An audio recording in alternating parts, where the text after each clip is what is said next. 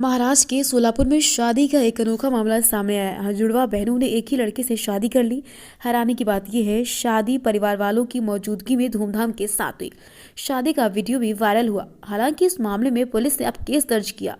एक लड़के की जुड़वा बहनों संग ये शादी 2 दिसंबर को हुई। दूल्हा और दुल्हन दोनों के ही परिवार वाले शादी के लिए राजी थे। बताया जाता है जुड़वा बहनें पिंकी और रिंकी दोनों आईटी इंजीनियर हैं, मुंबई में रहती हैं। कुछ समय पहले ही इनके पिता का निधन हुआ।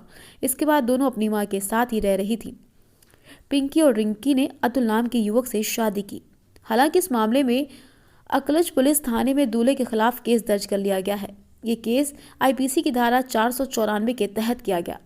केस क्यों दर्ज हुआ, ये समझने के लिए पहले ये जान लेते हैं कि शादी को लेकर कानून क्या कहता है। हमारे देश में शादियां और तलाक से जुड़े मामले अलग अलग धर्मों के अलग अलग कानून के साथ है। जैसे हिंदुओं के लिए शादी के लिए हिंदू मैरिज एक्ट, तो ही मुसलमानों के लिए मुस्लिम पर्सनल लॉ। हिंदुओं के अलावा हिंदू मैरिज एक्ट ही सिख, जैन और बौद्ध धर्म के लोगों पर भी लागू होता है। 1955 के हिंदू मैरिज एक्ट की धारा 5 में इन शर्तों को बताया गया, जिसमें शादी को वैलिड मानी जाएगी। पहली शर्त तो यही है कि शादी के समय दूल्हा और दुल्हन की पति या पत्नी जीवित नहीं होनी चाहिए। लड़की की उम्र 21 साल और लड़की की उम्र 18 से ज्यादा होनी चाहिए। हिंदू मैरिज एक्ट के तहत शादी के लिए दूल्हा और दुल्हन दोनों ही सहमत हों। हिंदू धर्म में पहले पति या पत्नी के जीवित रहते दूसरी शादी नहीं कर सकते।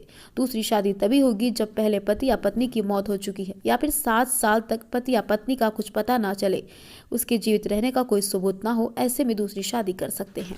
सोलापुर में 2 जुड़वा बहनों से शादी करने वाले दूल्हे अतुल पर केस दर्ज हुआ। ये केस इसलिए दर्ज हुआ क्योंकि उसने 2 शादियां की। हिंदुओं में 2 शादी की मनाही है। उस पर आईपीसी की धारा 494 के तहत केस दर्ज किया गया है।